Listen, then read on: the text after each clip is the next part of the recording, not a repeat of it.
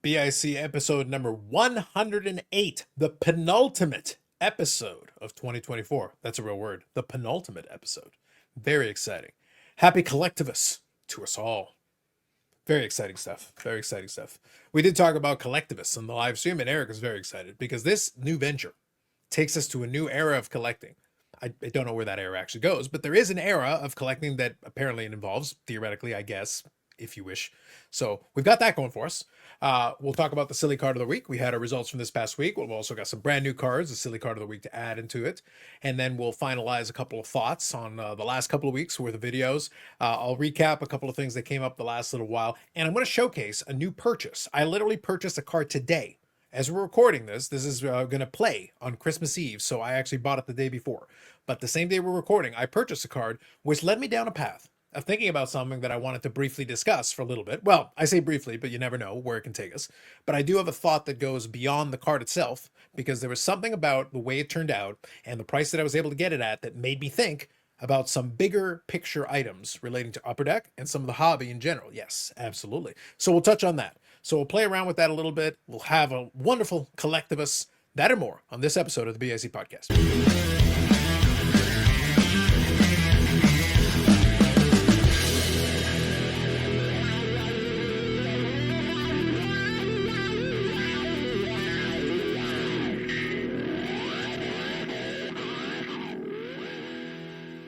We are here under the gazing eyes of Brett Favre, back once again. So let me start off here with the silly card of the week. We'll begin with that, because then I'll transition into a couple of the things that I wanted to chat on. So this past week's silly card of the week, I will say we had a pretty good turnout, actually. We're back to kind of our traditional that we've had, so that's been really great. So our three options last week were Bobby's Doppelganger, the Christmas themed version of Brandon here. We had the Crash the Game Griffey, brought to us by Eric, and then a bag of chips. Bag of chips and Crash the Game are actually pretty close together, but the winner this week with 52% of the popular vote, a very strong result, was Bobby's Doppelganger. So congratulations, Brandon. Congratulations. And with the festive hat, thematically appropriate. Thematically appropriate, yes. So congratulations by you. So that was the winner of this past week's silly card of the week. Well deserved. Well deserved. This week, and that was with 44 votes, by the way. So thank you all for participating. There will be another silly card of the week that we're about to get into now, and that one will be another community post on the channel this week. Silly card of the week, as always, is brought to us by AMG Collectibles, amgcollectibles.ca, and the AMG Collectibles YouTube channel. At the time that we're recording this, I actually have to get the episode loaded up. So there will be a new podcast episode that was actually recorded last week. The episode's already in the can, so I'll make sure that that's been uploaded before Christmas. And that's going to include a lot of the stuff we talked about last week.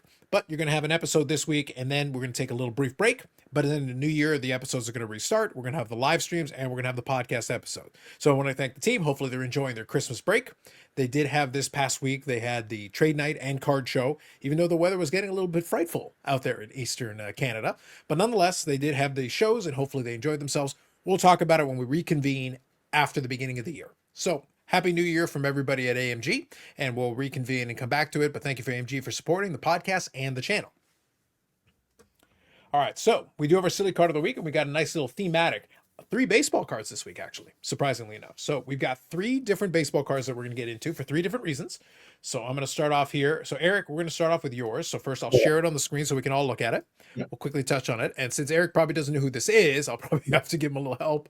But nonetheless, first card here is a 1961 Topps Don Mossy. Eric, why are we picking Don Mossy? I was walking by the counter, minding my own business, and something caught my side eye. And I actually stopped in my tracks, took 2 steps back, turned my head to the left, and went, holy fill in the blank. I cannot imagine what this poor man went through in his life. The teasing that must have taken place as a youngster, and the ball busting that went on in the major leagues. This man's ears are the largest human ears I have ever seen, ever. His nickname must have been Dumbo. I could not believe what I saw. His ears called to me as I was walking by the counter where the card was, and I was like, "Whoa, whoa, whoa, whoa, whoa, whoa!" I don't generally look to make fun of people, especially their. Really shocking, given But, the entire preamble into this. Go on. but this goes above and beyond, and he's probably deceased at this point, but he could probably still hear me. Wow, Brandon, he went there. I am shocked and mortified. I am horrified. I'm gonna get back to this. Um, Send your hate mail to Sanderson to Orr. That was rude and disrespectful. I've said a lot of disrespectful things in my time, even as a man of peace. That I know it may come as a shock, but I must say that was pretty rude. By the way, for the record, Eric, I don't want to sway your voting, but I want to remind you that Eric selected incorrectly. If he wanted to use Don Mossy for the record, and this is where I'm going to give some hashtag scholarship. Okay. If you're going to go this route and you wanted to do Don Mossy, 58 tops, man. Holy 58 tops. This is the move. This is the play. If you're going to go there, Eric, you selected a second or third tier Don Mossy. You got to go full Don Mossy. I see. I didn't know the history of the Mossy. You got to go full Don Mossy, man. 1958 tops, Don Mossy.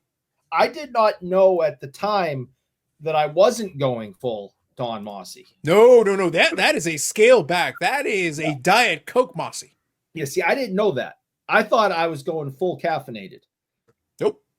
And and now that you show me that, I realize that I had not turned it up to 11. I was like at an 8. Yep. I wanted to make sure. So, Brandon, it is my job in this situation. And ironic, given that we had our discussion about, vintage modern, by the way, it may creep into the episode. We'll see. I'm not going to promise it. Let's hang tight here. But it is incumbent upon me, Brandon, as someone who has been a collector of the vintage for some time, to give the hashtag scholarship when the moment is right. There are some other selections you could have made as well, but the 58 tops Mossy is one of my personal favorites. Because as soon as Eric said a thing about the years, I was like, so Don Mossy? I knew who you were saying even before I saw the picture. You did, and that is when he showed it. I thought we had used that individual before with a different image. But maybe I'm wrong. I don't believe so. Believe so. Not to my recollection. However, a decent choice, Eric, but not full famous and not. He's famous and not for pitching. Yes. So a decent choice, Eric, but you didn't go full Mossy.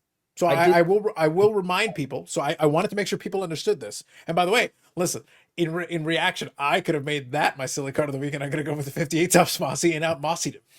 Which could have out Mossy. So I just wanted to include that for the sake of full scholarship. Let it not be said that we do not offer full scholarship. Yeah, next one here is a fitting tribute to an RIP from this week. So let me show the card and then we'll touch on it. And then I'll showcase my card as well. So real quick here, let's go over and take a look at this. This is 1999 tops. This right here is a Brian Hunter, I think. Yeah. Yes. 99 tops Brian Hunter. He also has the chrome version of this. Yeah, of course. If you haven't heard, Ricky Henderson passed. It was a weird situation on the announcement of that. I don't know if, yeah. Anyway, it took MLB like all day to say anything, and a lot of people were questioning if it was even true. But it's unfortunate.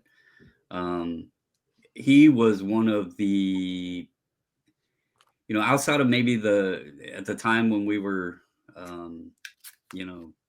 kind of oblivious to the steroids and everything, the home run summer and everything. Ricky Henderson and watching that man play was a gift for folks our age, getting to witness his career. So that's a good one gone. I thought this card was not only ridiculous because, Brian Hunter's trying to pretend to be a base stealer. He's even got his little mask on, but I was going to say he's got a Zorro mask on. Yeah. Yeah, he's got his little thief mask on and carrying the 2 bags. He might be carrying them behind Ricky as Ricky has stolen them. He's coming behind him to pick them up. I don't know, but I just thought this would be a fun one to toss out there in homage to Ricky Henderson.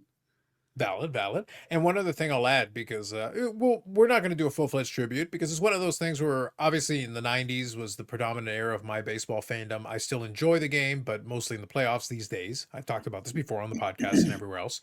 But I'll say this. Ricky Henderson is one of those guys who as a player was very disruptive. What he could do on the base paths was incredibly disruptive. And his stolen base record is one of those things where, like, I think I saw a podcast that was talking about, well, with the new bases and everything, it's like, guys, nobody is touching that record. It is so far beyond. You'd have to steal like 70 bases for 20 straight years. It ain't happening. It's so far above and beyond what everybody else is. And he was stealing bases well into the later part of his career. He could still steal prolifically. It's helped. Well, The new stolen base sizes and the rules and everything have changed, have helped. But like the fact that they made a big deal of Shohei stealing 50 bases is like, guys, Ricky Henderson stole 130 bases at his best. 130 in yeah, a season. I actually, Sean sent me a little like meme thing or whatever stat thing right Mhm. before we came on, and it said Ellie De La Cruz led MLB in 2024. Now that's with the new rules and Mhm. everything. Yep. He had 67 steals and was caught 16 times, and he was age 22. Mhm. Ricky Henderson led the MLB in 1998 with 66 steals and was caught 13 times, and he was 39 years old. Yeah. So that That's exactly shows what I'm like saying. a 22-year-old leading the league. Ricky was doing it at 39 and was caught less times with different, wider base paths, And longer Ricky base paths. and Ricky didn't have an oven mitt. Nope. And Ricky he was was and Ricky. he referred to himself in the third person, which to Oh me my adds God. like another 50 steals automatically to his total. Oh, absolutely. So like to me, like you're not going to beat the character of a Ricky Henderson. Speaking of Ricky Henderson, and then on top of everything else, like that, and again, he could do everything else. He had the Yeah. record for most leadoff home runs, so he's a guy who could hit for a little bit of pop when he needed to. In addition to being a guy who could get on base, be disruptive, and do all the, he could disrupt the rhythm of all kinds of pitchers. So like, he was an iconic level player, fascinating character in the game, and we love fascinating characters in the game. I think he also had most unintentional walks as a leadoff hitter too. So he was not just like hitting the ball to get on base. He was patient and would take walks and stuff too because he knew what he could do if he got on base. Yeah. So And I believe for a while he had the runs record as well. So it's like he had a whole bunch of different records that obviously were a testament to his longevity and his ability to continue to be a great player. It was Yeah, kind of interesting. So, he's a three. I mean, I just double check because I'm not a huge baseball guy, but um, when I cared a little, he was playing. So I thought I remembered correctly. So the guy had he holds the record for steals. He holds the record for leadoff home runs. yep. And the guy was a 3,000. He has 3,000 hits. Yep. I mean, he was an absolute freak. He did play for the Red Sox for a while, so he was in town for a short period of time. Well, he also And played for your local high school team. He played for everybody. I think he yeah, he played played for everybody. Literally everybody. Yaromir Yager of baseball. Yeah. It's that's why I say, like, as a character, he's fascinating. The fact he played for so many teams, he is mostly associated with the Oakland A's, and deservedly so, correctly so. That's really where we'll mostly think of him as an Oakland A. But he did have a run with the Yankees. He had a run with the Blue Jays during the World Series run, won a World Series with the Jays. Like, he played for the Red Sox. He played for the Padres. He played for Anaheim. He played for all kinds of teams, everywhere and anywhere. Yeah, and he was 39 years old. He's still successful. I mean, so he wasn't just a veteran that was kind of just hanging on. I mean, the guy was still doing his thing, well into the later part of his career. Yep. So R.I.P. Ricky. So we wanted to, so a fitting tribute, Brandon. A fitting tribute, I would say. All right, last card here. And let me scroll down here. I just like this one. I got a kick out of this one. So I don't know if any of you guys have seen the meme. So this is Ryan McCann of the Colorado Rockies. So this is a Stadium Club Chrome one. I don't know what the exact context of it was, but he's basically got the glasses on it from the meme that's Deal With It. So right there, when Eric starts talking about some random Boston Bruins nonsense, and we're all telling him, it's nonsense and foolishness, and then we just say Mayo, and then Eric is like, ugh, and then we're like, deal with it. Ryan McCann right there says, deal with it. Boom, right there. Yeah, I think that looks like it might be a dugout photo. Maybe they got to wear the glasses if they hit a homer. Yeah, I'm guessing it's something like that, Brandon. I just thought, like, I just saw it and I was like, yep, they're playing in the meme.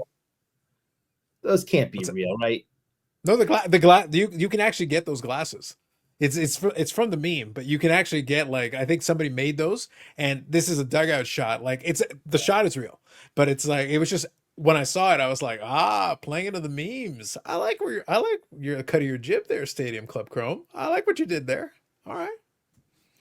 So Ryan McCann saying, deal with it, Eric. Deal with it. Okay. That's right. So there you go. We silly card of the week, and I think we covered the gamut.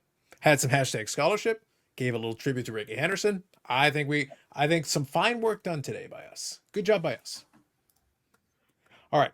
So let's touch on here one more thing that I want to touch on really quick, and then I'll showcase that card I was talking about. This is not really like a big story, but we did talk about it on the Discord briefly, and I want to touch on it just quickly here.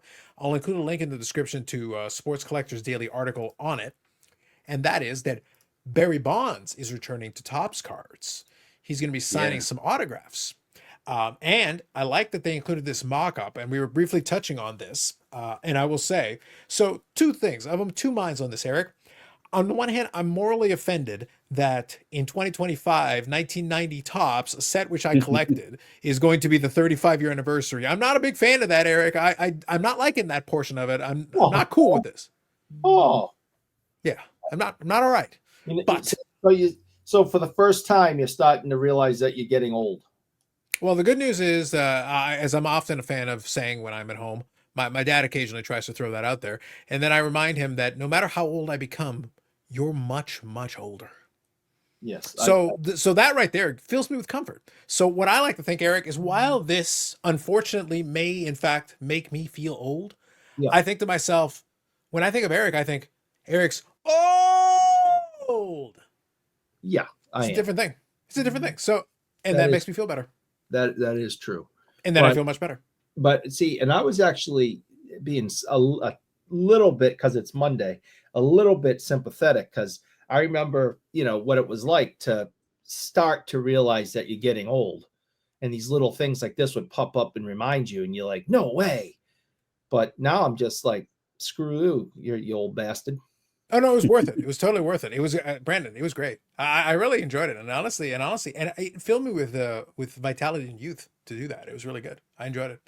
But anyway, the point is that I wanted to touch on here is that while I'm not the biggest fan of the 1990 Topps design, I actually think this mock-up looks pretty cool. I actually like it. And if they use a similar design to this and then have a nice spot there for the autograph, I think that's a pretty cool looking card. That's a pretty sharp looking card right there. Other than him looks like he's trying to blow me a kiss, it looks really good. Yeah. So we'll see if this is what ends up what we end up getting out of it. But I think if they're able to execute on this and do something similar to what I'm looking at on this screen, I think that's a decent chase. I don't know how many of them are going to end up doing it, but it's been 8 years. He hasn't signed for Topps release since 2017. So it's kind of a big deal to get him back in the fold to do any autographs for this. I assume it'll be short printed, but so he's going to be have autographs inside of 2024 Diamond Icons and then 2025 Series 1. Series 1 would be the one that I think would be interesting for me. Like, again, if you've got something like this, I'm intrigued. I like it. So I think it's a pretty good looking card. According to the Ken Golden Netflix TV show, and take it for whatever that is, reality TV's never real, but I guess Barry Bonds and Ken Golden are very dear friends. They've been friends for a very long time, and Barry does not sign. He will not sign for anybody, anytime, anywhere, anyhow. But in the episode, Ken went over to his friend Barry's house and asked him to sign stuff, and he's like, for you, I'll do it. And he signed a bunch of stuff for Ken Golden, I guess. So from what I understand, not being a collector of Barry Bonds or an admirer of him in any way, I guess his autograph is relatively rare. So that would be quite cool.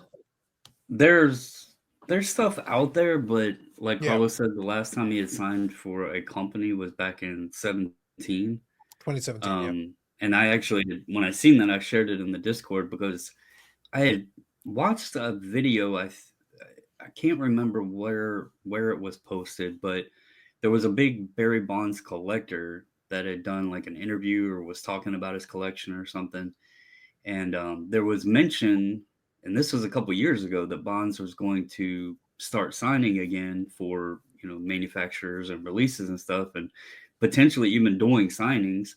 So I've been holding off buying a Bonds auto because his stuff can be a little bit pricey because it's been a while since he's had, releases. So seeing that, I'm curious to see, does it get people interested in his stuff, to then, is it going to bump up? Maybe I was stupid and waiting, but my hope is with stuff being available, it starts, bringing some of it down. But, that's to be determined.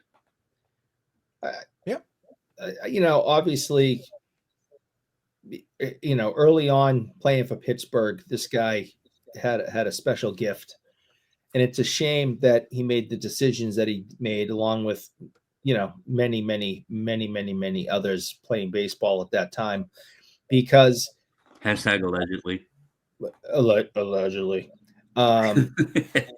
when I hear his name, I don't think of his athletic greatness. I think of him being one of the biggest cheaters and sports scammers of the generation. And when you think about the records that he has, and you realize that they're all tainted and probably should be stripped. Wow. I think of a healthy vitamin regimen and healthy and clean living. It's weird. It's like, listen, like I said, bold words from a man who likes the cycling, because they are the drugs. They are the drugs. I'll say, as someone that was a huge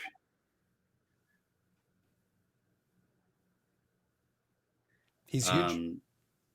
Huge. I hated the game with that era, but when I grew up and realized that a lot of them were doing it, and it wasn't such an uneven playing field, it kind of, I guess, allowed me to accept it. I mean, it's not the greatest thing that happened, but what are we going to do? I mean, if we don't know how many players on the field were doing it, but if it wasn't just him, if it was just him, then you crucify him. But when we know it was tons of them and they were all doing it, well, then you're kind of leveling the playing field. And so, right or wrong, it was kind of even. Well, like I said, look, jokes aside, there's a lot of fun things that I could have with it. Again, I happen to believe some say conspiracy theory. I happen to believe it's true. That Ray Bork spent the entire latter portion of his career as the undead. So given my understanding of that, what drugs could he have been on in order to allow him to continue to exist amongst the living? It's bizarre, but we'll discuss that at a later day. But for now, the entire 90s, a lot of those power hitters were all using steroids, and there were pitchers that were using steroids, and the sheer number of them is one of those. Baseball's history is based, and I say this truthfully, baseball's history is based on cheating. Like, getting your edge. In the 60s, you had the greenies, you had the uppers, you had all these different things. In the 80s, you had, Rock Raines, Tim Raines had, a vial of cocaine in his back pocket. But there's a lot of stuff that was going on all through the history of the game. And there were a lot of players that were doing a lot of stuff they probably shouldn't have been doing. And again, the greenies were in the 60s. That was the era of the Mickey Mantles and the Willie Mays and the Hank Aaron's and all those guys.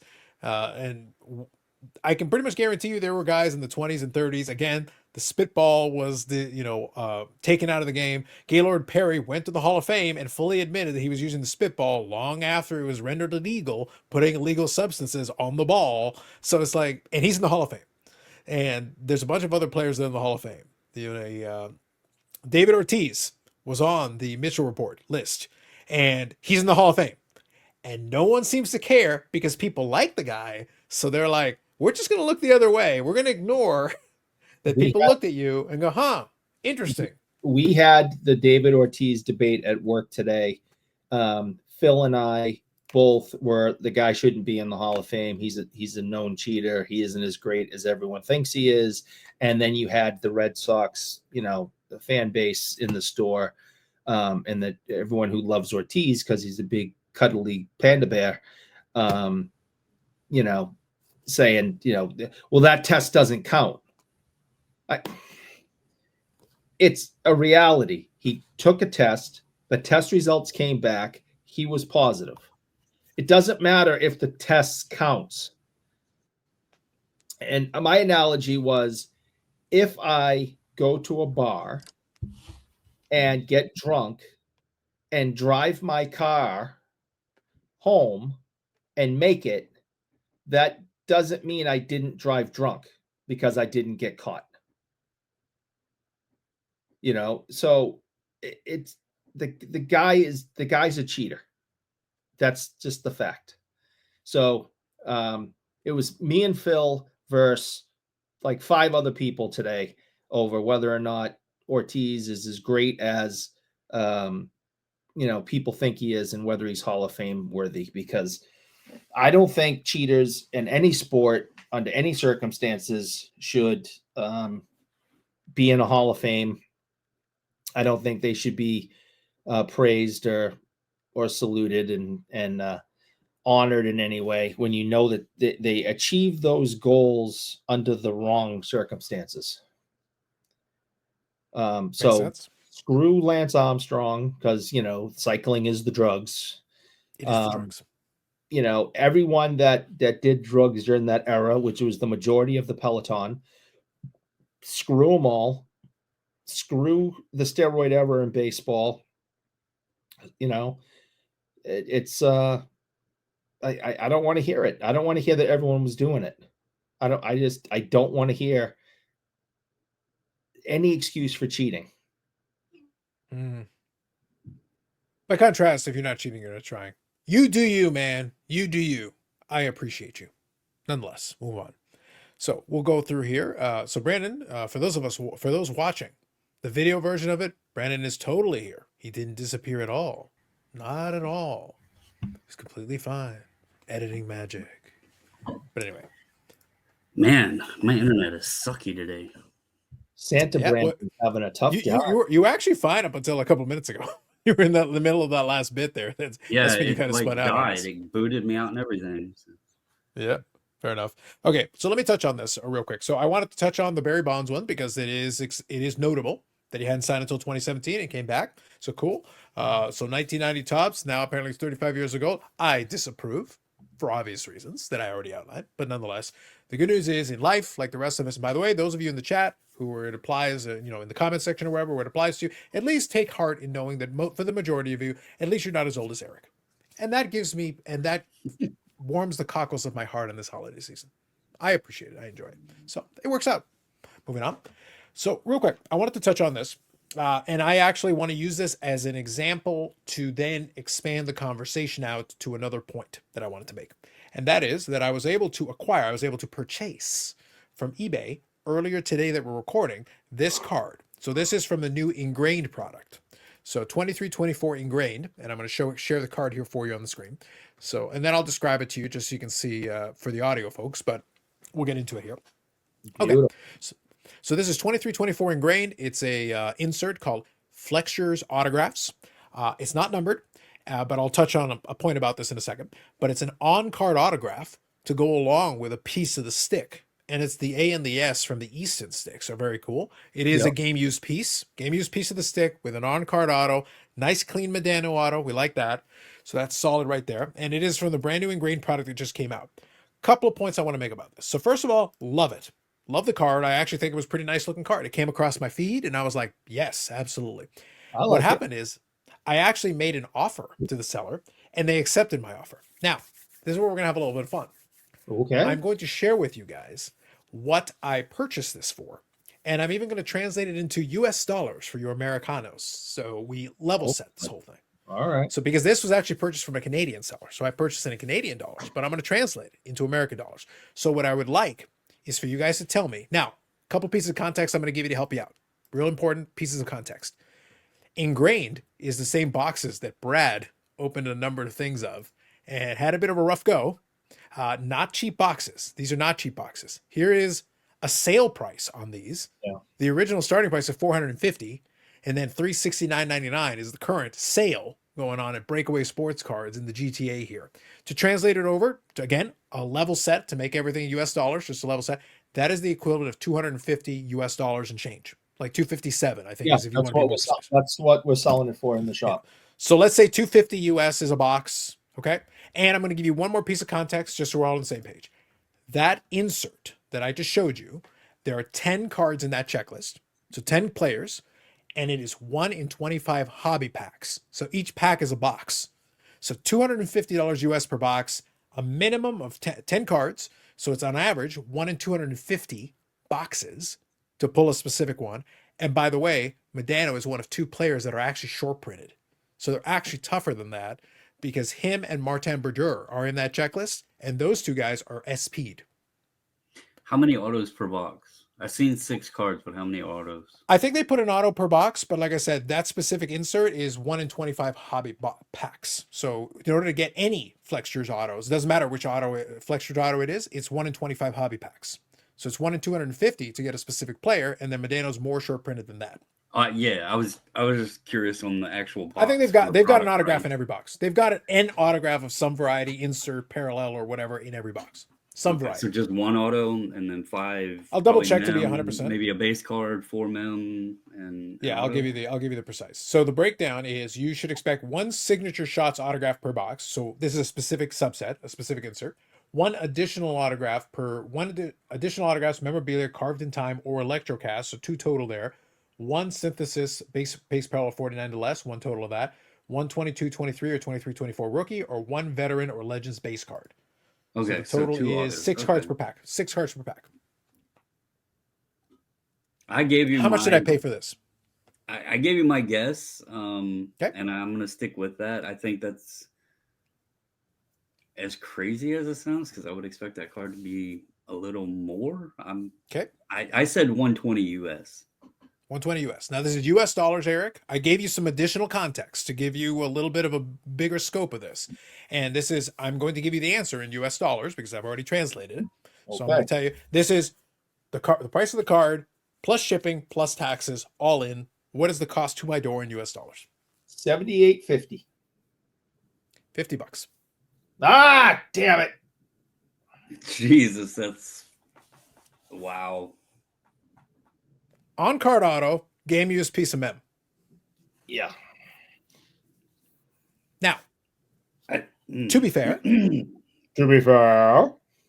my belief, so this is why I want to make a bigger point. My point isn't to pat myself on the back because this was a buy it now best offer. By the way, the buy it now was only 10 Canadian more than what I actually offered.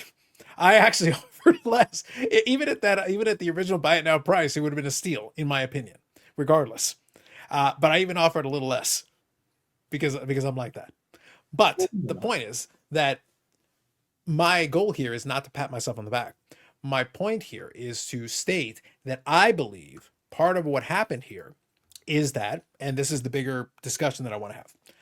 I believe that the tack that Upper Deck has taken the last several years with the way they do their products, the way they've set them up in terms of sheer number of parallels, inserts, and a multi-layered, set configuration. The fact that with AMG, one of the things we'll do as new products come out is I'll do a breakdown. In the breakdown, I try to offer some insight and give a little bit of information and try to capture things that people might miss. I'm trying to give some additional context because there are so many inserts, so many parallels, so many versions of some of these that stuff gets lost in the sauce. It's not that people don't want these things, but when you look at it, go like, well, okay, that's a cool looking card, but is it rare or is it valuable? And if it's not numbered, it doesn't have a serial number. Exactly. That's why I gave you. Exactly. That's why I gave you guys the additional context. I said it's 1 in 25 packs to get any of them. The Medano is short printed on top of that. So we don't actually know what the print run is, but we know that it's already a difficult thing. The box is not cheap. It's 250 US per box. You're not getting a lot of cards in a box. So even if you win in multiple case breaks, what's the likelihood of you getting this card? Not great. Well,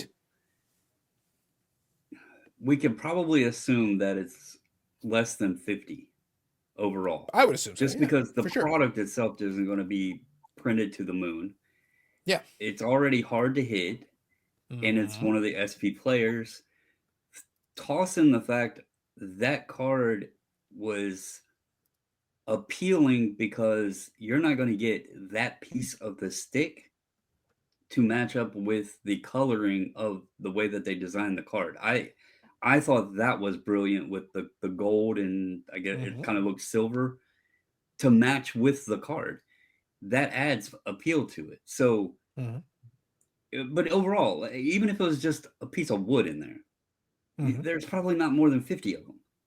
Yeah. But it doesn't have it's not mapped out for someone to say there's only 50 of these. Exactly. So by not having the numbering, it allows somebody like me to go, well, even without knowing exactly what the print run is, it's a tougher card. Plus, I checked the checklist and saw I was SP'd. Plus, and I quickly do. But the point that I'm getting at here is with the sheer amount of complexity they've created in these sets, they force you into, if you want to take full advantage of this and actually give yourself an edge against the average consumer, you probably should take a couple of minutes to go through the checklist, see how these things are configured, and take that time. Most people won't, and that's the point. Mhm. And this has been a reoccurring theme throughout the course of this year, and I've said it for years on the channel, is that most people will not take, even if it's 5 more minutes, to figure this out and realize actually that's a tremendous deal. Again, I was being a little greedy. If the guy had held out for like a couple hours, I probably would have just hit the buy now. But the point is, 120, I think, would have been a steal. yeah. So I take all these things into consideration. It comes off as like, hey, that's a more than fair price. Like I'm let me go get the mask from Brian Hunter. Let me go get the mask so that I need to borrow it for a minute while I take advantage of this. So the point is a Hall of Famer, a first ballot Hall of Famer, um, on card auto memorabilia piece, and you can't crack $50 because people don't even know what they have because they have no idea and they don't even look the checklist.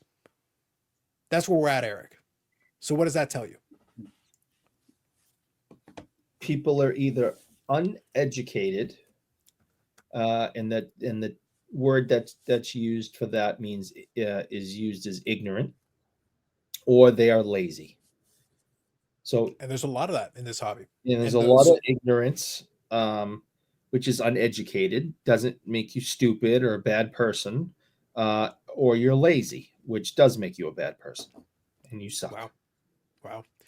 So my bigger point is this: the checklist is too complicated for the average person to traverse and navigate. It's gotten to a point where there's a lot of little things because big picture, it worked out for me. So first of all, I'm not going to complain. It worked out for me. Obviously, I was willing to take that 5 extra minutes and do a little bit of digging, do a little bit of research, and find the additional information. I was able to pull up that context and find out, okay, not only is it short printed, it's already a pretty tough card, but then we add an SP on top of it. It's the guy I collect already. It's a nice looking card. I'm like, win, win, win, win, win. I'm like, I'm sold. Fantastic. But the point is, I'm willing to take that extra step. Most people are not, clearly. The seller clearly wasn't willing to take that extra step, or maybe they would have been a little more aggressive on the pricing to start off with for a new product. Because it wasn't Bedard or it wasn't one of the other obvious chases. The point is, because it wasn't numbered, the thought probably didn't occur to them that it could be worth more potentially than what it was. And that's where we're at, though, because right now we're Upper Deck releases have taken us. And I mentioned to the guys that, Victor, rookie card specialist, had done a video where by accident, kind of, he stumbled upon the release schedule this past year. And he saw that this year we've got stuff from 22 23, 23 24, and 24 25, all within the calendar year. So the influx of product being released because of backlogs, the amount of product coming out, the complexity and layering of these products, where you, by the way, the enshrined and a lot of these new products, if you're a legend, you're a little SP'd versus, you're rookie, you're a little SP'd. And if you're base, you're this. And by the way, it's the same thing with Parker's Champions. It just came out this past week. There's Medano's in that checklist as well. Well, all the legends are technically the most short printed of them. So they're short printed comparatively to the other ones, including at the different insert parallel levels. So if you've got a parallel, the legend is more short printed than the rookie, which is more short printed than the base. So if it's not numbered, you just need to know that the legend is more short printed. Well, I'm doing this with AMG, so I've got a good reason to be looking into this. But if you're not, how the hell are you even supposed to know that? Like, Right. at what point? Like, do I have to be taking notes? Is this on the final exam? Yeah, that's the thing. Yes, it is your responsibility as a collector to educate yourself to a certain extent. But there's a difference between doing some maths and having to have a doctorate in calculus. And I think those who are building card sets and building these things at all the different companies for all the different sports, let's continue with the KISS method. Keep it simple, stupid. It's okay to put a chase out there, have it limited out of 25 packs. Okay, that's some fun maths. Nobody wants to do calculus when they're playing with their hockey cards. I think where we're at though, and this is just my thought. My thoughts are of my own expression. I think the manufacturers want it complicated because that's allowing them. Carlos just showed a box that was on sale Mhm. for, would you say, 260-ish roughly US dollars. That comes with Well, two autos. 250, yeah, 250. Yep. We'll call it 250 for shits and giggles. Yeah. Two autos in the box, so you're paying $125 an auto essentially, unless a true collector appreciates a relic card or a base card of somebody or whatever. The autos is what people's chasing.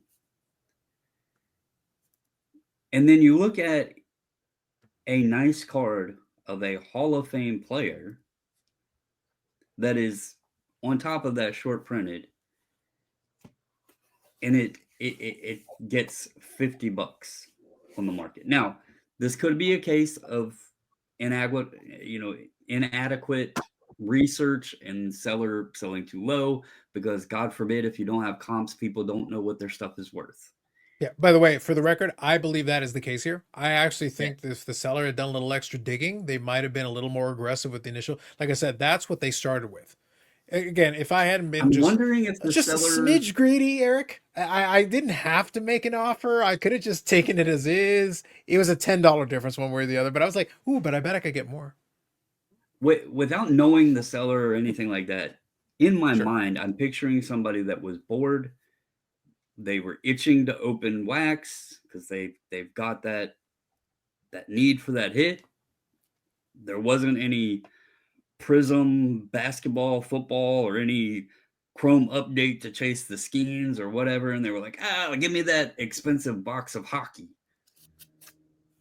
They didn't hit Bedard, so they're like, oh, the rest of this is trash. I'm going to just get what I can back.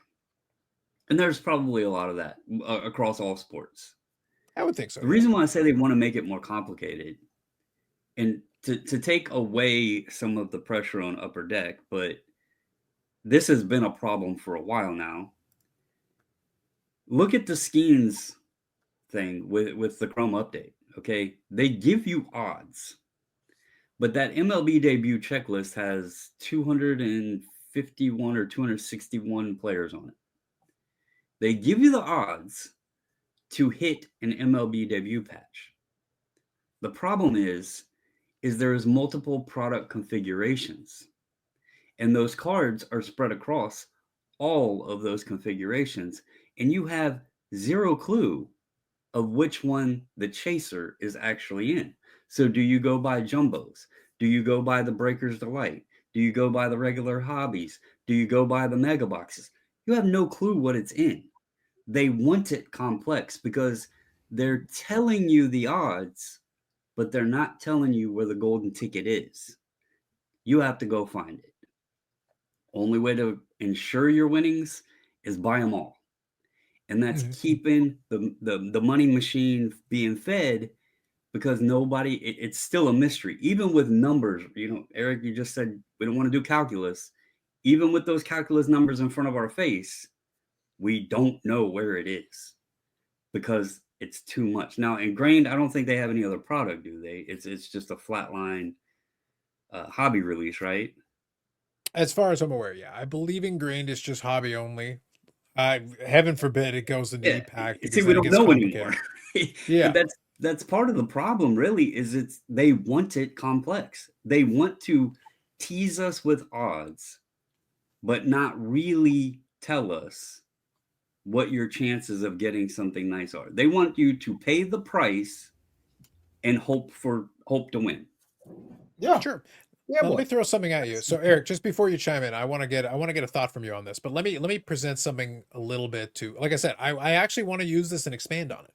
Again, jokes aside, it's not actually my goal here to pat myself on the back. In this case, I came across my screen, saw the opportunity, took advantage of it. Great. Awesome. As a collector, hey, win. We love getting our odd wins here when we get Oh, them. So we'll take it. absolutely. It's part of the We'll take fun. Yeah, we'll take it. So in this case, my willingness to take that extra step and do a little digging may have yielded me a successful win. Awesome, love it. But I think the important part, and this is where I want to make sure we touch on it, is that complexity is a part of it. As Brandon said, to a degree, the manufacturers want a certain level of complexity because it creates a little confusion in the consumer base. It keeps them chasing after some of these things. But here's the other part that kind of concerns me. And this is something we've talked about in the past. And also I alluded to it with the thing about Victor in the video. Victor is not a hockey guy. But in that video, he was able to find really quickly, just by looking at a page full of products that got released in this calendar year, he goes, there's 3 years worth of these products. That's getting ridiculous. The backlog of it is creating the situation where you've got confusion built in even beyond the products. Just knowing which year the product is like step one. You got to figure out, all right, which year is this, which in turn will affect the checklist, which in turn will affect the potential value proposition. So you got to figure out, like, all right, is this a Bedard one? Well, that one will be a little more expensive. And then if it's post Bedard or pre Bedard, it'll be a little less expensive.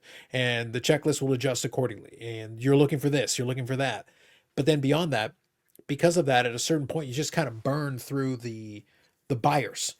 If the buyers get burned through, what happens is, to your point, there's a plausible scenario where maybe they opened up a bunch of boxes. I don't know what their specific situation is, but they could have opened through a bunch of boxes and they're just trying to get their value back however they can. They're like, just, I'm pricing this to sell because I want to get the money back so that I get my money back from this other thing. Right. And that's not good. That's not a healthy ecosystem. They were in breaks. They were in breaks. That's what I'm saying. Sure. Yeah, and just happened to get Dallas and hit the Medano, and they were trying to get their money back so they could buy into more. Yeah. But I'm saying that's not a healthy ecosystem. And then beyond that piece, then the other part of it, on the other side of it, is that, well, then that creates a scenario where you can have some of these boxes start to get discounted because, well, it's like, if you're going to open it up and you're not going to get that much value, well, guess what? That creates a comp. That purchase creates a comp. So, and they're not numbered. So the next one that comes up, what if the stick piece isn't as nice? That was The next one, the next one in theory should sell for less than the one that I just purchased. One would think it would stand to reason. I don't, or at least that's the argument that somebody would make. Hey, this one has a nicer stick piece than it sold for this. So this one is just a plain piece of wood. So it should probably go for a little less, right? Wouldn't that make sense, Eric? Yeah. Yeah. When you are shopping for modern day patch cards, stick cards, you name it, you have to make that decision when in the now, when you, especially you're at a show. Am I going to find another one of these that is just as nice? Is the patch going to be better, bigger, smaller on the next one, brighter, different, triple colored, more threads? Is the stick going to have more material? Is it going to have part of the nameplate on it? You have to make that decision, and whether or not you're willing to wait, or is now the time to buy. Because when you're dealing with game used memorabilia cards, none of them are the same, except for stuff like, I was just looking at these. stuff like this, which are a dime a dozen, right? It's like, all right, here's a piece of black jersey. Well, you can get 1,000 of those, but you're not going to get 1,000 of these. So you have to decide what are you going to jump on it now, and are you going to spend the extra money? Because what the material on the cards look like drives the price. So you have, sometimes you may have to pay a little bit more than you want to, if you really want that, because this one has 3 colors, threads, layers. You can tell it's part of the crest, and you have to pull the trigger when you get them. No, I agree. I think like you were saying with yours, you could see 2 letters on the eastern stick. Well, I think that makes that one more valuable. Yeah, I think it's a nicer stick piece. Yeah, I think it makes it much more interesting and adds a little layer to it. Above all else, compared to some of the other ones. But so part of the reason why I want to kind of take this angle on it as well is that beyond the individual card, I do hold the manufacturer responsible for an element of this though as well. That's why I talked about the 3 different years of releases, the backlog on that. And this is kind of, Upper Deck has this, Panini has this as well, but not to the same level. And right now, Upper Deck is the one that's lagging behind the most of the kind of major manufacturers that are doing a lot of these releases. And it's becoming a problem because I touched on with the guys before we hit record, is that with the AEW product, again, it's a wrestling card product. Most people don't care. And it's the number 2 wrestling company. So even less people care. But the thing is that it's taken the point where with the release schedule, they had committed to 3 releases this year. It took 9 months to get 1 release. And in the end, we missed getting the 3rd release before the calendar turns over. And when you've got one of these other licenses, again, a smaller license, a more minor license, but if you can't deliver on 3 products, it's damning when I then look at, well, you can't deliver on hockey either. We've got 3 years worth of hockey products that were done this year. And hockey is kind of quote unquote your biggest license remaining. Marvel is gone. So DC is your new one. Okay, fine. But then the point is it's not one thing. It's across the board. So you're missing on this one. You're missing on the hockey. You're missing potential. DC is brand new. So obviously you haven't had the chance to miss anything, I think, in theory. But it's not getting the products out in time. It's the price point. It's the value proposition. And we were having a debate before we started about the whole idea of, risk aversion, value, and all this. In boxes, my goal is not necessarily to make money, not even necessarily to make my money back. It's just to have an enjoyable experience. But if you've got people who are running then to immediately sell their cards as quickly as they can on a race to the bottom to get their stuff out the door as quickly as they can before the bottom drops out of the value. And I'm seeing this with the AEW product now because that's a high-end product and some of it's starting to sit already. They're having trouble filling those breaks already. And it's only been out a little while. Well, I'm buying some of the Dennis PC cards that I'm after, and I'm able to buy 2 or 3 nice ones for the price of a box. Well, the likelihood of me getting that even in a case break is not that great. So why would I buy into a case break when I just buy the singles for less than the price of a box? Well, that leaves another reason not to buy another box, right? Why would I bother? What's the point? I can get the actual one that I'll wait for you to pull it and for you to desperately need to sell it to get your money back, and then I'll just buy it from you.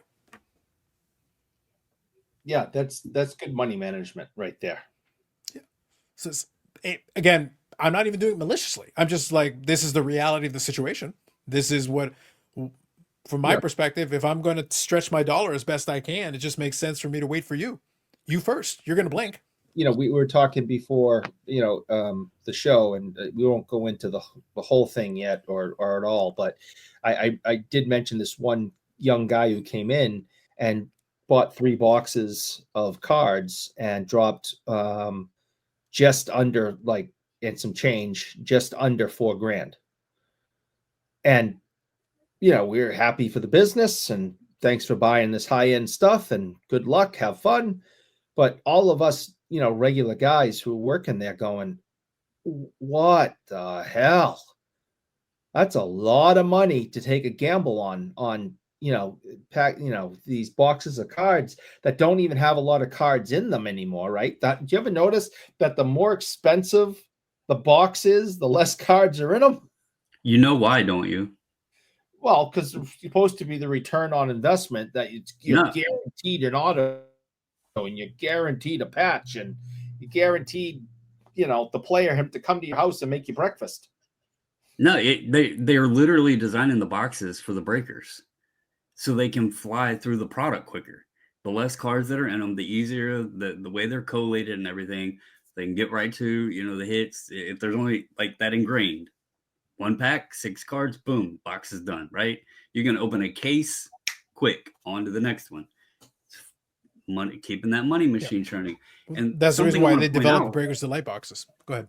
yeah, but something I want to point out though is, Eric, you said 3 boxes and you said it was great for the business, but the truth is, the shop owner didn't make that much money on that. No, God. People hear that and they're like, "Oh, the shops are ripping people off," but what they don't realize is the margin for the shop. Yeah, what? If I had to guess, 60 to 80 bucks a box at most.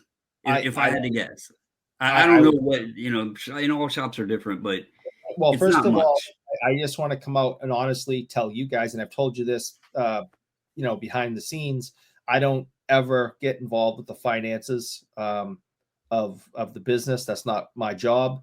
I stay out of I stay out of that. It's none of my business. But what I do know, in having discussions, is what you said is 100% accurate. Yeah, they don't make much. There is not a giant markup, because if we were to mark up from where we purchased, no human being could afford this stuff. I would almost be willing to bet that a card shop makes more profit, more margin on supplies than they do the boxes of cards. Overall. What in that general. I can so Eric is obviously, All of that stuff. Eric only concerns himself with the finances of the like button. That he's into. Oh, Big yes. time, big time. Most But aside from that, in the shop, so I can say, from having a good relationship with AMG, that I do get this. Do get to peek behind the curtain at the Great and Powerful Laws from time to time and have a quick chat, and I can see what some of the numbers are. And for the most part, that's very true. There are a handful of products from time to time, and it's not my place to say anything about that, because it's certainly not my place to say anything about that. There are certain products that, yes, it will allow that margin, and that margin basically offsets a ton of products where the margin is minuscule and you still can't Or sell negative. and you still can't sell the product, which is the irony of this, because people will sit there and go like, "Oh man, but you make this much margin on some." You have to be making margin, and that's 100% true. That is one thing. Otherwise, the business would close. If there were no products that ever made any money, then of course the business would close. Right. So there are some products where you can't, but those ones are the ones that basically save you from all these other products that are like net neutral or even a loss. And one of the things that I was talking with the guys about, and like I said, I may do a little bit of additional deep dive on this on the wrestling channel. And part of what led me down this path, this card, like I said, expands out into a bigger topic, and that is this. Right now, we're in a very interesting and murky place at the end of 2024, heading into 2025. It has now been years since the end of the pandemic period for the majority of the hobby and the manufacturers and the industry and everybody else. And it was a big factor. It was a big seismic shift in the way a lot of the hobby happened. So if we're just 5% more mature, it was a big shift in the way a lot of this hobby happened. Businesses, mergers, a lot of stuff has happened since the heady days of 2020 and 2021. A lot of stuff's gone on. But here's the thing. Where we sit today, a company like Upper Deck, which has a name in the hobby and has a name in the brand and everything, I won't speak to their situation because I have no idea what's going on inside of those walls. But I would not feel super comfortable if I was those guys.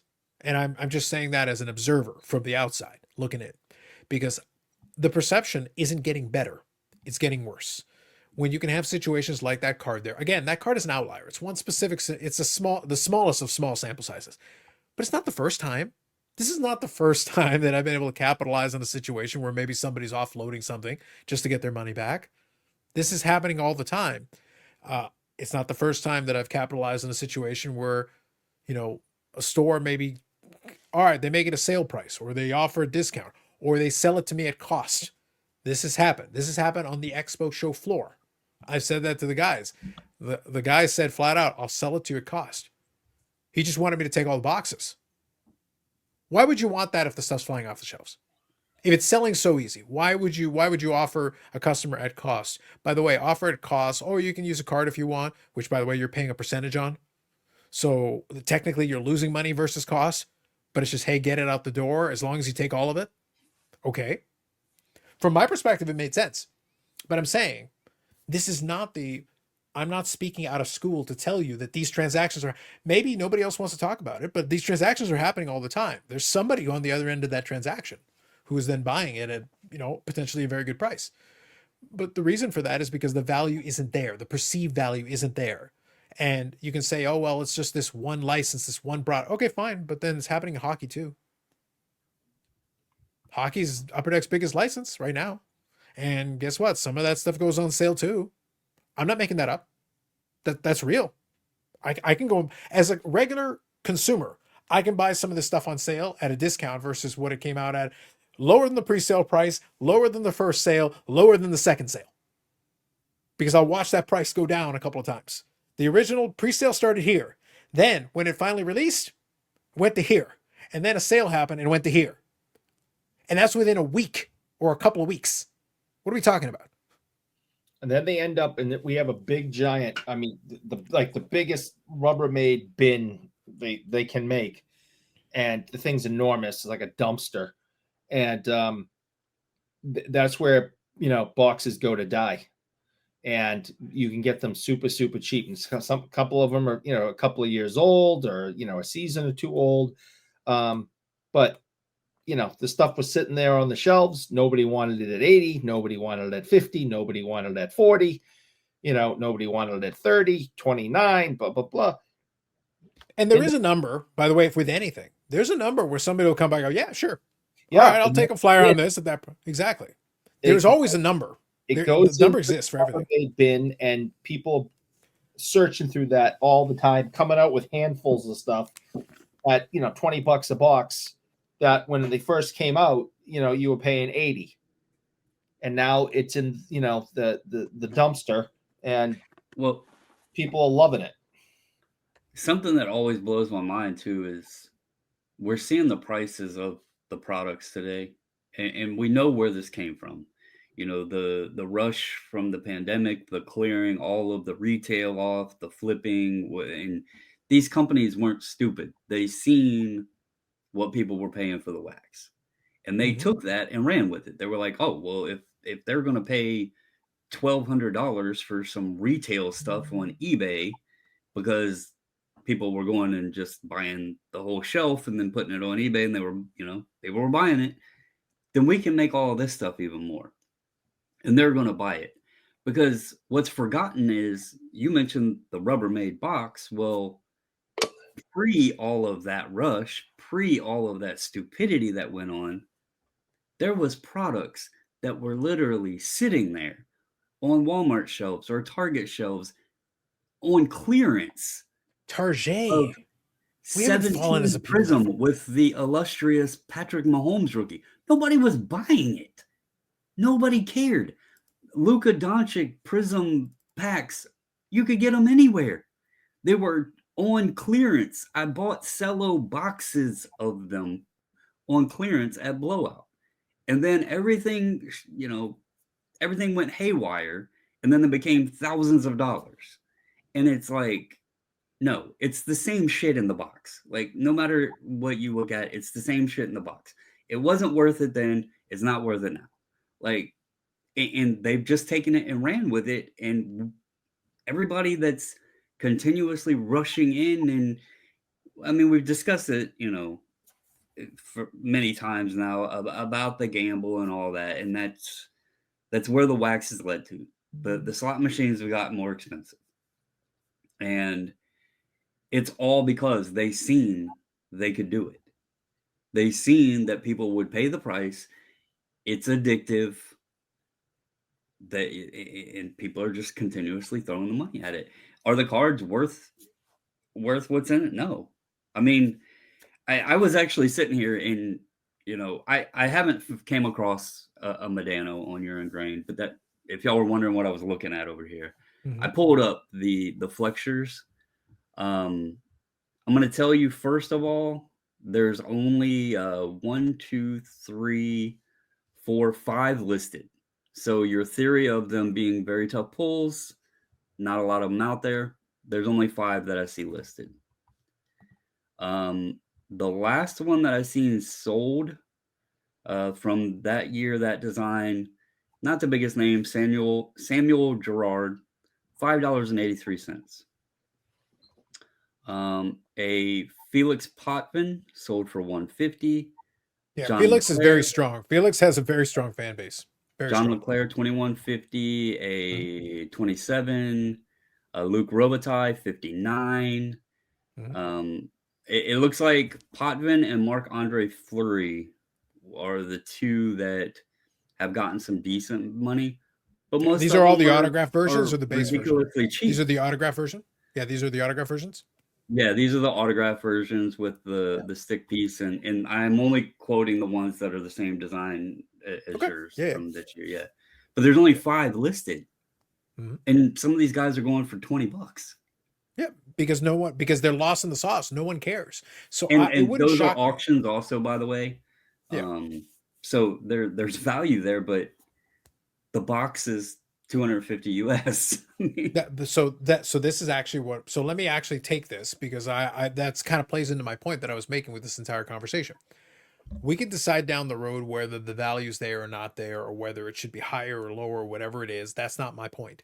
The point is we've got these $250 boxes, and if you're telling me that I can pull a Hall of Famer autograph memorabilia piece and it's not worth a fraction of the box price, that's an insult. That's offensive, and it wrecks the whole ecosystem. The with the AW Black Diamond stuff, that's what's going on already. Like it didn't take long; it only took weeks, and I figured it would only take a couple of weeks. And now you can get some of the singles because they inside of Black Diamond. So I'm gonna use Black Diamond as an example.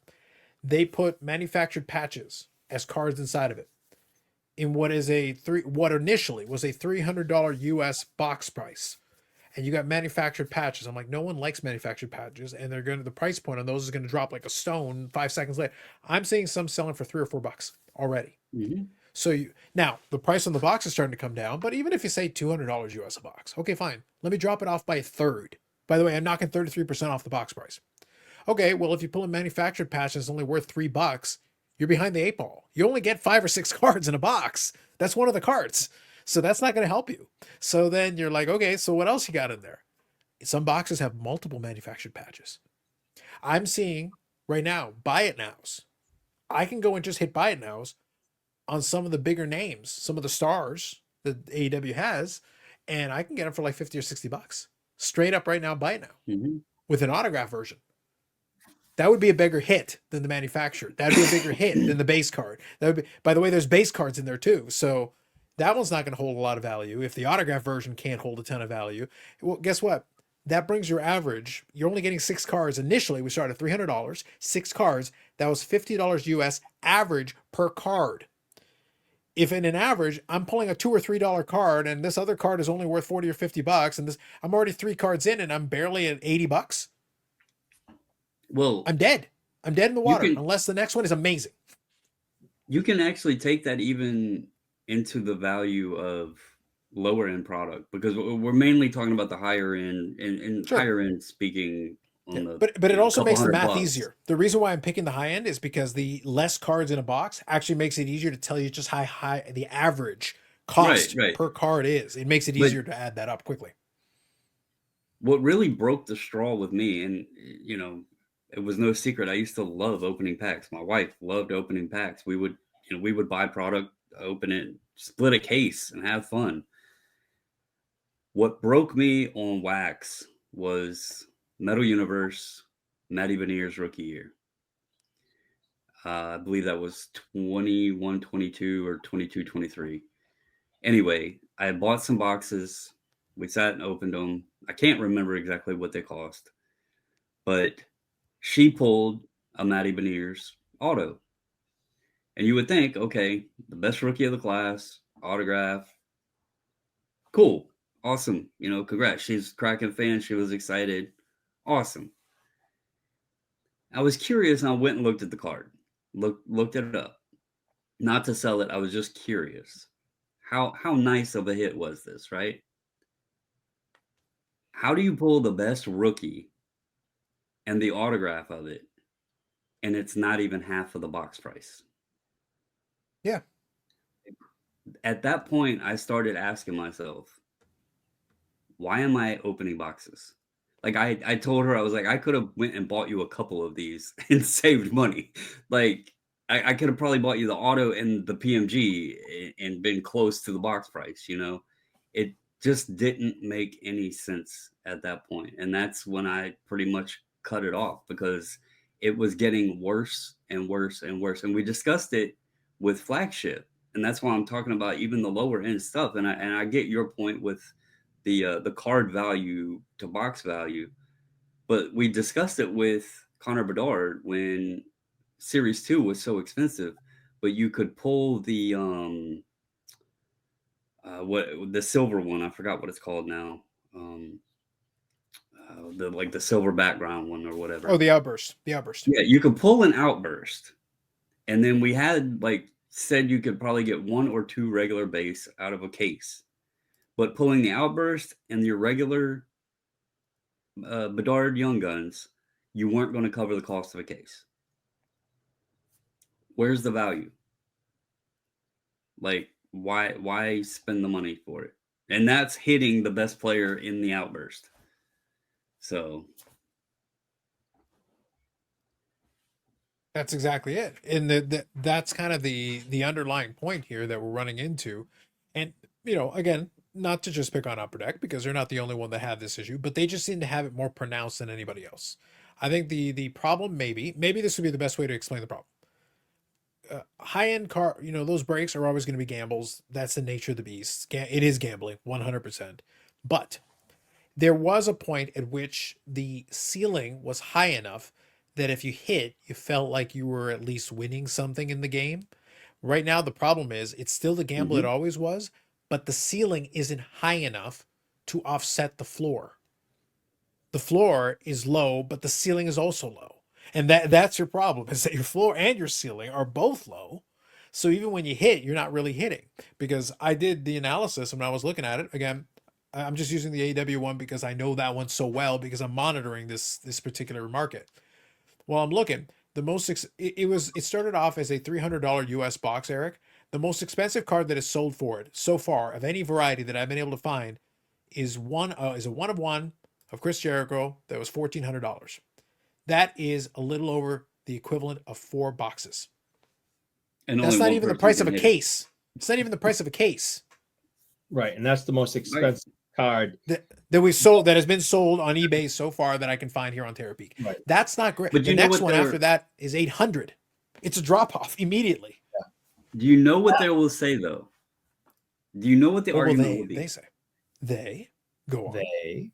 We don't set the market price. We don't set the market prices of the singles. We have to set the box price based on the manufacturing costs and all this other stuff. We can't dictate what the aftermarket or the resale market value is of the cards. That would be the argument. Yeah. Well, and it's completely fair, but the counter argument would be, so then what's the motivating factor for the person breaking the box? The buyer of the box. If I'm going to pay $300, Eric, and maybe I do well and I pull a great card.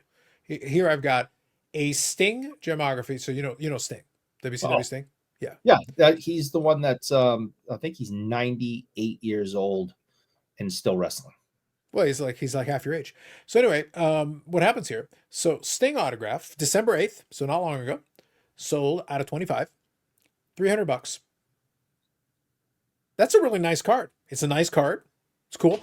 It's the price of what we started off in a box. That means you pulled a Sting out of 25, which is a great pull, by the way. Out of 25, that's awesome. You made back the price of the box. That's trash. Yeah, that's trash. Yeah, That's embarrassing. And Sting This is a goes star. back.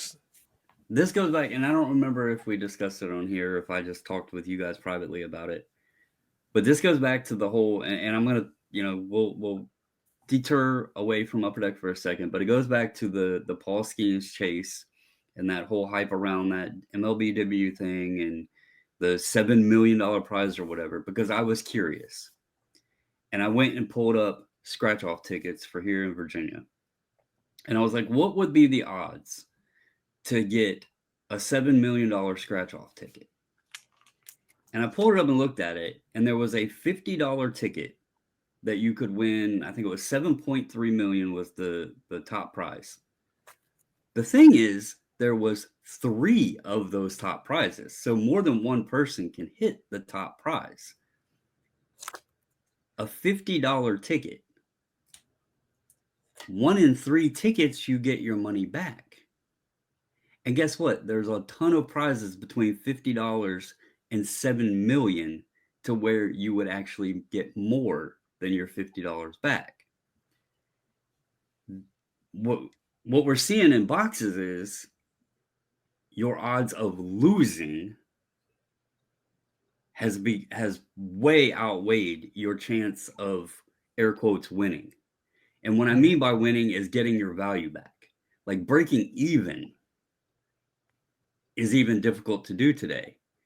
That is a W in today's card market. Hitting something nice, as Carlos said, where the ceiling used to be like, oh my God, it's not there anymore. It's like, oh, great.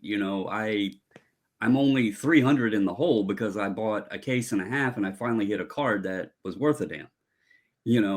That's where we're at now. Like there's more people losing than winning, and it's going to be tough to sustain. I mean, the pockets will eventually run dry if people, and I honestly don't know the solution. We could say, oh, the boxes need to be cheaper, but then people are just going to buy more and we're going to go back to flipping them. And like it's a consumer nightmare. It is. But I think, though, the key is that, as I said, and I'm only using one isolated example, but I could do the same thing with hockey. It's not that I could use ingrained from just 3 seconds ago. Like literally the ingrained example we gave is literally the same thing. That if you want to ignore the AEW discussion that I just gave, like, well, then fine. Let's just use the ingrained one that I just did 3 seconds ago. Like it's just, we already did this. I'm looking right now at some cards that are sitting here that in a single box would be really nice pulls that, as I said earlier, at the very beginning, $300 US per box, the initial starting price. They're not even meeting the average price per card that it would have been. Because with the amount of cards you're pulling in a box, your average, of course, you're gonna have a base card and all that, but you're not even meeting the. And I'm talking about for autographs of some of the better characters. If you can't even get me to the average cost per card in this box, the box is too high.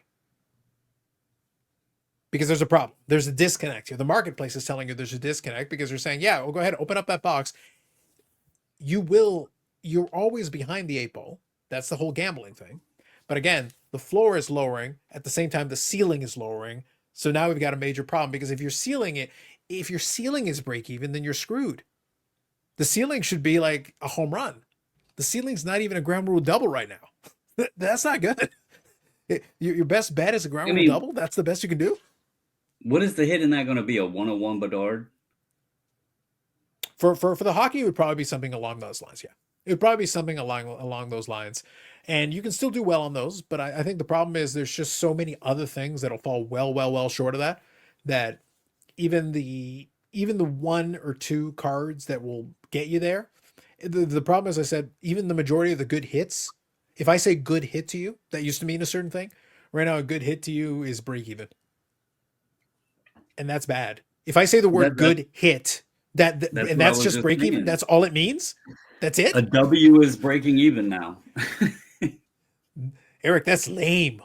Yeah, I don't question. like that. Question: do you think the folks that would defend and say that it's okay or that they're addicted to it or whatever, do you think their defense mechanism is, oh, but you're looking at raw prices. You have to grade them and then that, because I really feel that also has become an issue within the card market and the hobby. Like, you should not need to go the extra step and hope to get the Gem Mint 10 to make the card, because then you're paying more.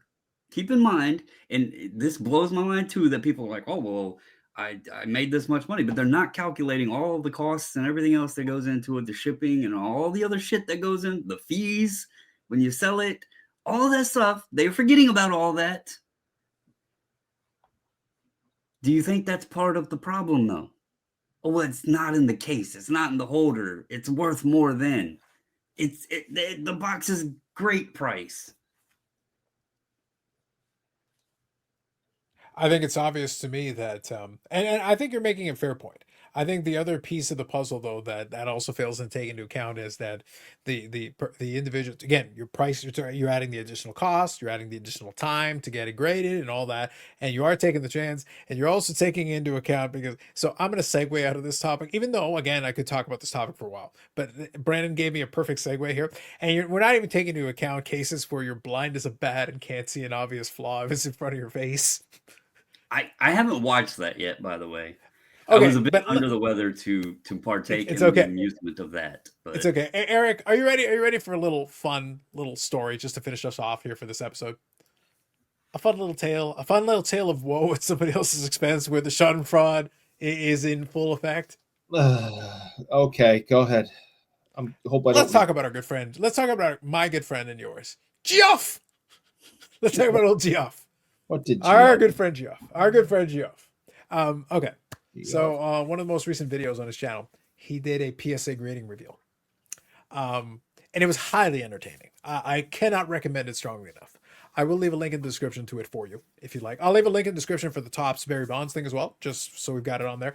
And again, take our entire discussion from earlier, take it with a grain of salt, but I'm just saying from my perspective as a consumer, as a person who does partake in Upper Deck products, and I'm using them as a main example because, again, Panini has its issues, but look, we can have a further discussion on this in a future episode. They've got a feast or famine thing too, but the truth is I find it much easier to feel like I at least can do something with the contents of some of these Panini boxes versus what Upper Deck is doing. I just think what they're doing is creating a bit of a struggle problem. All the manufacturers have it. Topps has it. Panini has it. And Upper Deck has it. But I just think where things sit right now, I think right now with the delays on top of it, Upper Deck is exacerbating the problem. That maybe that would be the best way to explain it. They're taking the problem that all of them have and then making it worse, amplifying the issue. But we can expand on that a little later. So anyway, so our friend Geoff opens up a bunch of things. So Eric, I'm going to show you a little bit of a zoom in on a picture. He was disappointed in his results. So to make a long story short, he was disappointed in his results. Why was he disappointed? Because he felt that there were some of the cards that were perfect, and he got lower grades than he thought he should get. So like everybody feels when they get their cards graded. Oh, well, here's the thing, Eric. I don't, because I pretty much get more or less what I expect most of the time because I'm good. Well, yeah, that's true. You're pretty awesome. Yeah, so it's not that hard. But I want to use one specific example that was particularly enjoyable to me, and it conveys a lesson that I think can be taught here.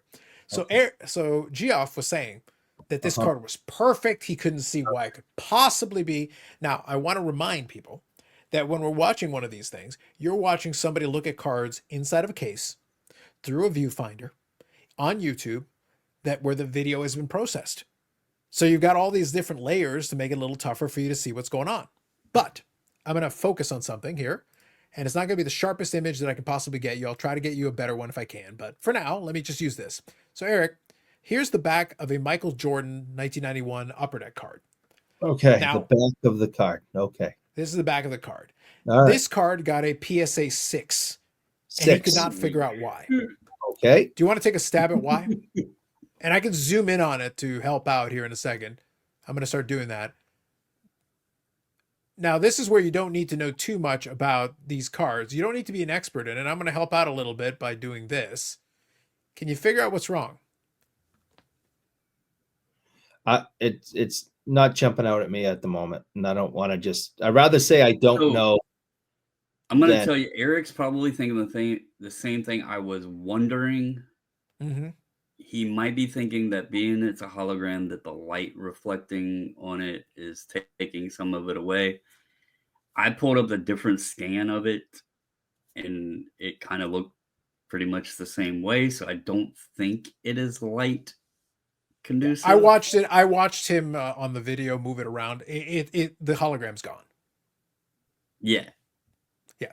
So bottom line, so Eric, just to make a long story short, the rest of the card could be perfect, but a little tip for folks of early 90s Upper Deck. There is a hologram in the back of the card. The hologram is part of the card. If the hologram is scratched or if part of the hologram is completely missing, that will deduct from the grade of the card because it's surface damage. It's damage. It's actual damage on the card. See, A lot of people word deck, so I just figured this was a bad scan or something because I can make out the word deck right there. This is from the video. The problem is all this little white space here. That should be a straight line. Okay. Yeah, the problem is that, so again, I'll see if I can find a better image on it. So Brandon, I know you actually pulled from the scan itself. Let me see if I can grab that. Yeah. So regardless, the point is that this should be, it's basically a square with a diamond on the bottom. Sure. So that square should be flat. It should be across. But if I put a big old scratch on it, you would not have problem saying, well, actually. So he's sitting there staring at the corners, the edges, the surface, and he completely whiffed and missed on a hologram that is completely scratched, where part of the hologram is literally missing. And it's like, sir, that is by definition damage.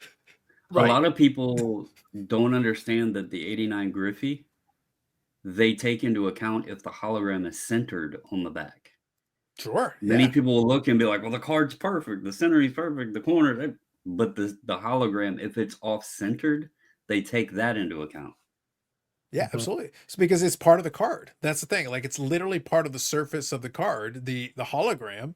It's like, are we literally going to ignore that the hologram is portion of the, from Geoff's perspective, I got it. I understood. But he was sitting there. But what made me laugh is that he was sitting there completely perplexed. He was flummoxed. He couldn't even imagine. And I'm sitting there.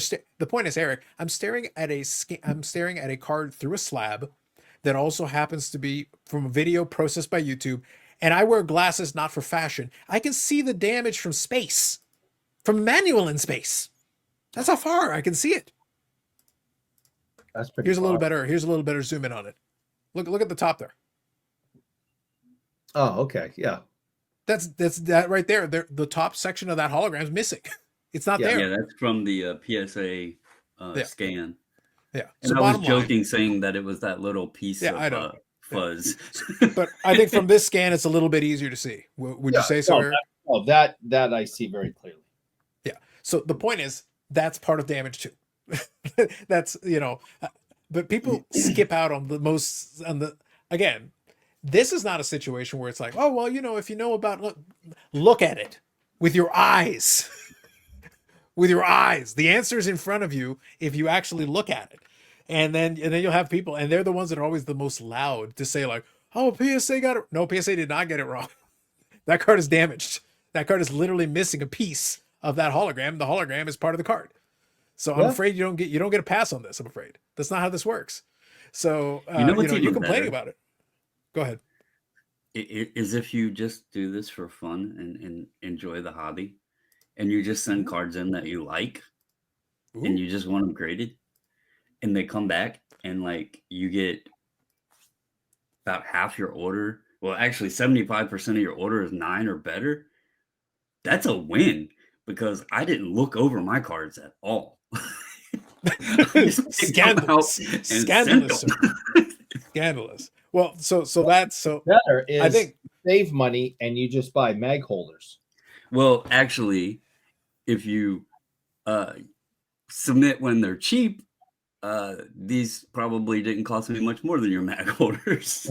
Well, the problem is that Eric puts his in his mag holders upside down incorrectly, as opposed to putting them on correctly. No, so I think right there, Kevin McHale one that just came in. Larry Bird.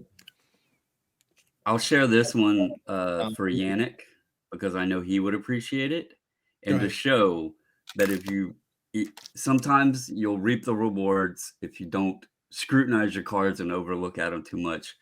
How about a Stardate 2000 and getting a 10 from 97? Who's the player? Vladdy Senior.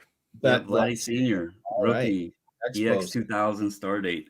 I know Yannick's a big Montreal Those guy. are nice looking cards too. Actually, those are And to get a good. That's 10 a on, good I was insert. actually surprised at that because literally that was just one, as a national fan, and he's Expo. I was like, oh, Well, that's Brandon, a I cool just extended. assumed you took. I assumed you took a better look and you paid attention to hologram. Yeah. It just killed me, Eric. Eric, it killed me that Gio spent like a minute complaining about this guy. Well, I don't understand. It's perfect. Like, look at the hedges, look at the corners, and the. Did it ever? Did it ever dawn on him that that was the situation? Nope, Through the video? nope. He just assumed PSA got it wrong. And I'm sitting there like I can see it just from you showing the back of the card. Like it took me half a second. Surface stuff on a holder, you can't see it very well. Surface stuff is hard to see. By all acknowledgement, that's part of the deal. But no, the hologram is part of the card. If you scratch the hologram or damage the hologram, you're going to get deducted the grade, and correctly so, because it's part of the card. It's part of the deal. You have to have the hologram in good shape. So you got to When he look at that. cracks it and sends it back, thinking that it's going to get a higher grade, and it doesn't. Maybe he'll go, all right, something's not right. It's got to be in that situation. He was saying it, but Got Baseball Cards. Apparently, they have a partnership with them with the pre-screen. My hope would be that one of the Got Baseball Cards guys goes is like, dude, look at the back, right there, right there. That has to be the hologram has to be intact too. Otherwise, it's not going to get a good grade. You should never have sent Well, this. apparently, from what I was hearing, the whole order was kind of comical. Oh, it was. Yeah. There was a bunch there, but that was to me that was the most obvious one because I could see the hologram damage right away. And again, with a video and like if there's a surface wrinkle or something, I can't make that out on a YouTube video. They would be impossible for me to see. The hologram being scratched off, totally can see it. 100%. Like I just looked right at it. I was like, is that top of the hologram scratched off? And Wes is like concurred. He was like, yeah. All right, just not my imagination. I saw that. But again, if I can see that in a YouTube video that's been reprocessed video, inside of the holder, from a distance, from you holding it a distance away, well, then Eric, it sounds to me like it's a very obvious flaw. Yeah, you should be able to. You should be able to see it up close like this. Yeah, that one does not require magnification. Did not require any of that. You just needed to pay attention, and the answer was there in front of you. I did get a kick out of that, though. I did get a bit of a kick out of that one. So it was funny. I'll include a link to it if you guys want to check it out. I'd be amused by it, but nonetheless. So let me put a button on all of this. My feelings on the hobby haven't changed. My thoughts on it, I will do a video where I'll recap it towards the tail end. We've got one more podcast episode. We got a live coming up. I've already created the thumbnail. So at the time this drops, later on in the day will be Christmas Eve. So this is the Christmas Eve episode. In addition to a Christmas Eve live stream, I've already got the thumbnail and everything ready to go. It's going to go up on the channel in a placeholder, so it will be there. And then I will be there from the family compound, like blocks away from where I am right now. Blocks up the street. I'm going to travel far, Brandon, far to ye old top of the block. Wow. I'm going to be there. Let it not be said. Like I had to fly on the Learjet, man. I needed to borrow Eric's Learjet just so I could and land all the way down there. But yeah, so I'll be there. We'll do that usual thing. I'm going to start it at 9:30 p.m. Eastern Standard Time. So later than normal live stream because we'll hang out for a bit and then shut it down before midnight because midnight is when the family opens presents. So then I'll shut off and do all that with everybody. But yeah, I'll pop in for a bit, just hang out. Hopefully people will have I'll grab a couple. I think I'm going to grab some packs from my 88 score box. We'll open up some packs of 88 score. It'll be very exciting. Ooh, my ROI is going to be wild on 88 score. I bet you'll lose less. Oh, I will lose way less. So much less. By the way, I've watched more box breaks, and I'm still confident that the worst AEW Black Diamond box opened on YouTube is still mine. Easily the worst. So I took the bullet for everybody. You're all welcome. No one has done worse in their box than I did. Thanks, Upper Deck. Thanks, bros. Yikes, Eric. Yikes. So hopefully this engraved card makes up for it a little bit. So nonetheless, there are bargains out there, so this is my takeaway for the episode. There are some bargains still out there. There are some opportunities still out there, but you got to go to the checklist, do a little bit of research because you might be surprised. You might find some cool stuff in there, but you got to do that little bit of extra work sometimes. And then maybe the opportunity will present itself. And then, hey, you can still get yourself a cool card for a reasonable price. Still possible, I would think. Any last words then, and or we'll call it an episode? Merry Christmas. You Wow, filthy amazing. animals. I know, right? By the way, you can check out, if you want to check out the last podcast episode, Eric learned the meaning of Christmas, where he opened a package from Vinny. Uncle Vinny, he provided it, who also was part of the IRP, the Insert Revolution podcast. And they had not one, but 2 episodes for their Christmas extravaganza, because that's how long it took to open all the damn packages that Vinny sent. Vinny is a And- wonderful man. But I'm also not convinced. Well, Bob Lewis also is a wonderful man in terms of how he methodically goes. This is the first time I ever watched Bob be rushed. He was like, otherwise, he'd still be opening that package to this very day, Eric. To this very day. It's tremendous. Tremendous. Well, I don't think 2X is going to get the job done.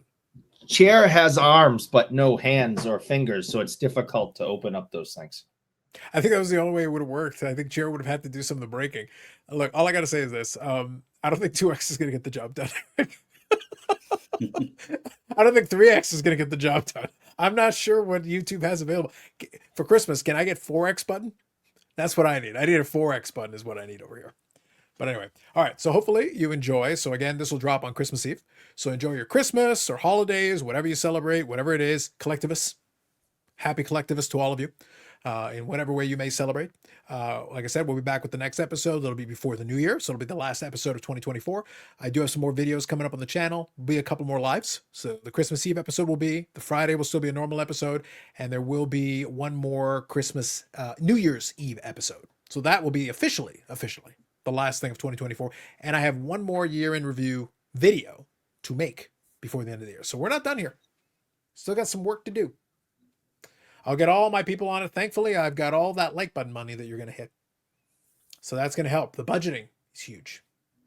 So we appreciate your patronage in the like button. Also, vote on the silly card of the week, because there's some good options on this week. And then we'll have one more silly card of the week for 2024. And we wish you the best in 2025. Again, you didn't go full Don Mossy. If you had gone full Don Mossy, I would have voted for your card. But you need to go full Don Mossy. Not half Don Mossy. Not demi Mossy. Full Don Mossy. I didn't know. I didn't know full Don Mossy was an option. So Well, now you know. Thank you for the hashtag Scholarship. scholarship. Thank you. Yeah, and now you can never unsee it. Now that you've seen full Don Mossy, you can never unsee it. I can never unsee full Don Mossy. Mm-hmm. So for Brandon, Bobbles and Ball Cards, known associate for 540 Flips, we wish you again happy holidays. And for Eric Sanderson Door, you can send all your complaints to him via Instagram. Go ahead. Links in the description. Thank you to AMG for supporting the podcast and the channel. And we will catch you in the next one. Have a good holiday.